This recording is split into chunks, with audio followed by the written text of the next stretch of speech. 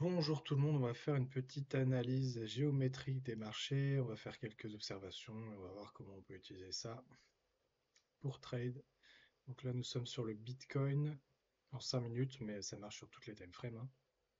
Et là j'observais tout à l'heure qu'il y avait ce cercle ici qui agissait sur le prix. Et on voit qu'ici, enfin, on a l'impression qu'il agissait un petit peu aussi. Donc c'est pas mal d'avoir pas mal de confirmations comme ça, un certain nombre de confirmations. Une fois qu'on a un cercle qui est intéressant, on peut le dupliquer, on peut voir s'il a agi ailleurs. Et on voit qu'il a agi là, là, là, et que le prix est revenu buter dessus. Et donc ici, il a créé une zone assez intéressante où il y avait les deux résistances et on voit qu'il s'effondre depuis.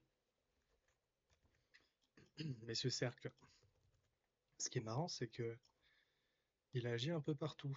Par exemple, là, si je le mets comme ça, vous voyez, il agissait ici, il agit là, ici, etc. Et donc, cette dimension-là, on va observer qu'elle agit un peu partout. Donc ici, on voit que c'est une raise un petit peu. Là, c'est pas mal. Tout là, ici, résistance, support, support, support, résistance. Et sans doute ailleurs, hein. Donc, je vais pas faire toute la charte, mais après, généralement, ça marche que sur une certaine portion de l'actif. Au bout d'un moment, ça ne marche plus. Mais on voit là, on dirait quand même que le prix a été supporté. Enfin bref, on pourrait trouver d'autres endroits où ce cercle-là a agi. Si on voit quand même qu'il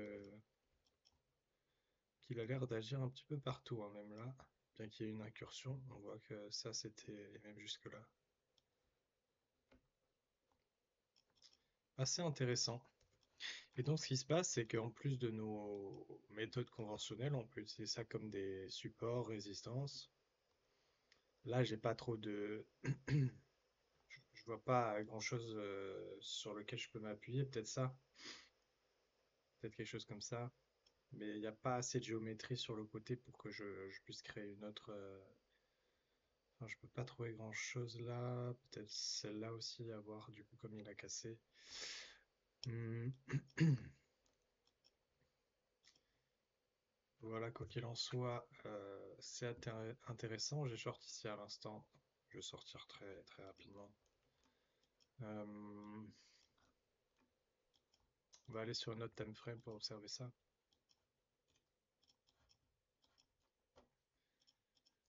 Donc, on va refaire le même travail avec des cercles. Et par exemple, là, vous voyez, on a un petit arrondi. Et donc, hop, je peux mettre un cercle peut-être un tout petit peu plus petit, peut-être encore plus petit même. À voir, hein. Donc, il faut trouver la bonne façon de l'ajuster, mais ça me semble OK. On va le dupliquer et on voit que là, hop, il agissait sur le prix en dessous, mais aussi là. Donc là, on peut commencer à se dire, ah, ce cercle est intéressant. Voir s'il a agi ailleurs. Donc effectivement, vous voyez tous ces bas-là ici. Donc là, encore une fois, on est sur le Bitcoin en 4 heures, hein. Donc c'est intéressant d'avoir ce genre de structure, ça vous permet d'avoir des bons trades en 4 heures. On peut aller voir ailleurs. Là, intéressant. Vous voyez? Donc en fait, maintenant, vu que le cercle a agi sur la géométrie dans le passé, il va agir sur la géométrie dans le futur ici. Ça peut être intéressant de garder ces structures-là. Par exemple, si on a un breakout, tenter une vente ici. Alors, il ne faut pas changer le ratio de votre short, hein, une fois que vous commencez à travailler. Donc, à la limite, vous pouvez lock. Voilà. Allez, on va aller voir un peu avant. On voit que là, il était très bien. Tout ça, je le vois visuellement parce que j'ai l'habitude de faire ce travail-là, hein. Et vous voyez ici, bon, etc., etc. Là encore. Donc ça donne vraiment, vraiment, vraiment des supports intéressants.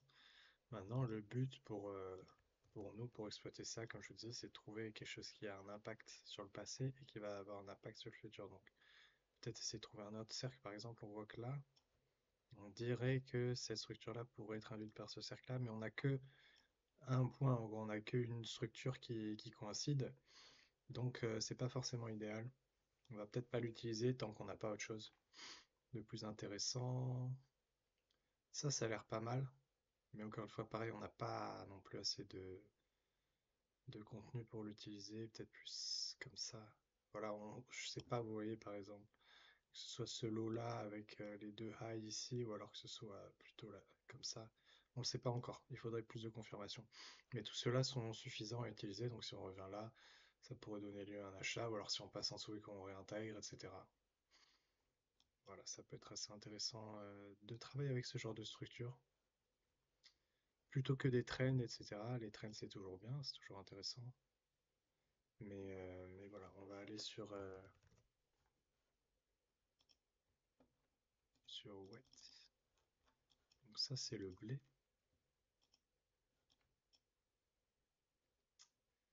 C'est le blé, le blé, le blé. Pareil, je vois une structure ici.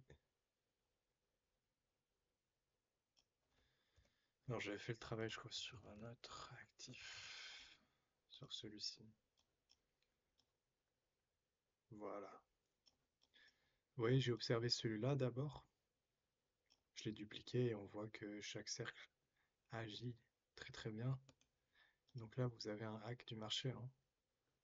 Si le prix du blé ne s'effondre pas, on sait qu'il va être contenu là-dedans et on aura peut-être sans doute une apogée par ici. Peut-être pas, hein, mais encore une fois, on travaille comme ça, quoi. S'il monte soudainement là, ce sera l'opportunité d'un short. La géométrie, ça marche très bien hein, sur les marchés.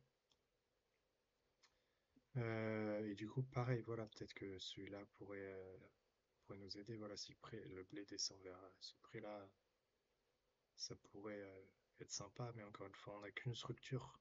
Il faut avoir le plus de données en fait qui valident le cercle. Donc là, visuellement, j'ai du mal à voir ce qui pourrait nous intéresser plus. Celui-là, il a été cassé déjà. Il est même peut-être pas valide. Il dirait qu'il est en train de prendre appui dessus.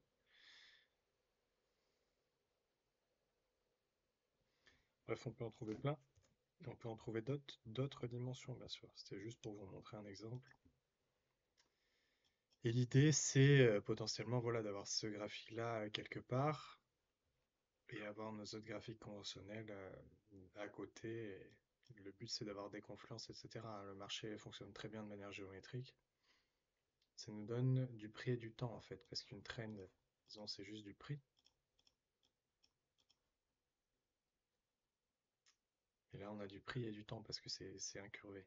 Ça va pas tout droit, quoi. En soi, une trend qui est incurvée, elle donne du prix et du temps. Qu'est-ce que je veux dire par prix et temps? C'est-à-dire que en fonction du temps, le prix change. Donc c'est toujours intéressant d'avoir des niveaux incurvés, quoi. Voilà, sur ce, je vous laisse. Bon trading.